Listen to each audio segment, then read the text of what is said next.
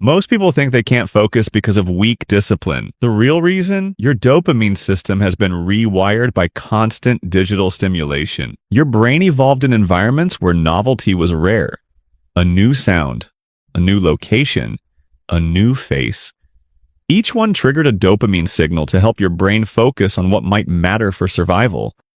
But modern environments deliver novelty every few seconds. New videos, new notifications, new posts, new messages. Your brain never finishes processing one signal before another one arrives. And over time, this changes how your attention system operates. Let's break down what's actually happening. 1. The dopamine fragmentation problem.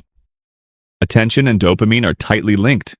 Dopamine is not just the pleasure chemical, it's the brain's motivation and focus signal.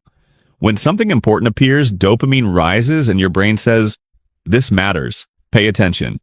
But rapid digital stimulation creates microdopamine spikes every few seconds.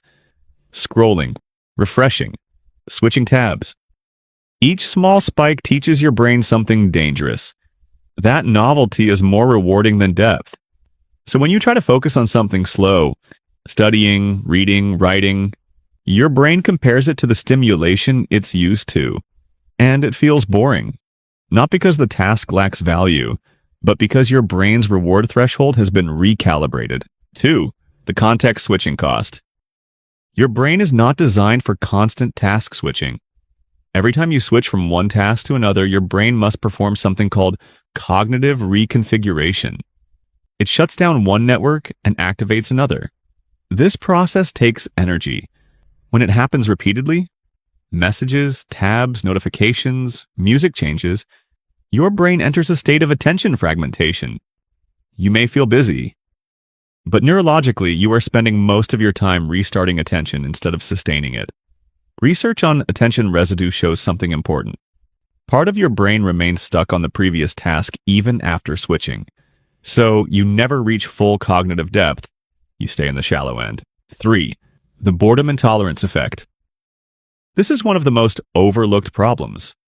Your brain needs periods of boredom, not because boredom itself is productive, but because boredom resets the stimulation baseline. When your brain has nothing to react to, it begins generating internal signals, ideas, reflection, creative associations. But if boredom appears and you immediately reach for your phone, the brain learns a new rule. Discomfort must be eliminated instantly.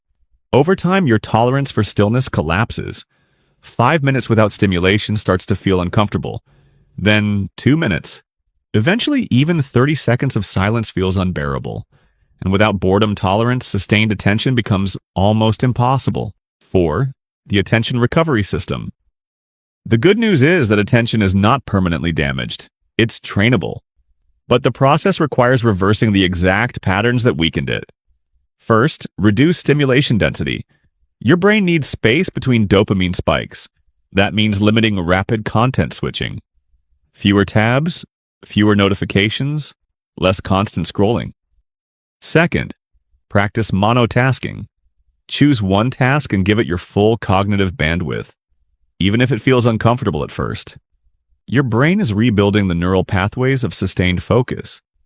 Third, reintroduce boredom intentionally. Short periods without stimulation allow your dopamine system to recalibrate. Walking without your phone, waiting without opening an app, sitting with your thoughts. These moments look unproductive, but neurologically they are attention recovery training. 5. The 20-minute focus rule. Your brain doesn't need hours to rebuild attention. It needs consistent depth. Start with a simple structure. 20 minutes of uninterrupted focus, no switching, no notifications, no quick checks, just one task. At first, it will feel difficult. That's not failure. That's your brain encountering true cognitive depth again. And each time you sustain it, the attention system strengthens. Focus is not something you find. It's something you train. The real insight. Your attention span didn't disappear. It was trained in the wrong environment. Constant novelty taught your brain to prioritize stimulation over depth. But the same brain that learned that pattern can learn a new one. Lower stimulation, increase boredom tolerance. Practice sustained focus. Because attention is more than productivity, it's the system that determines what your brain experiences as meaningful.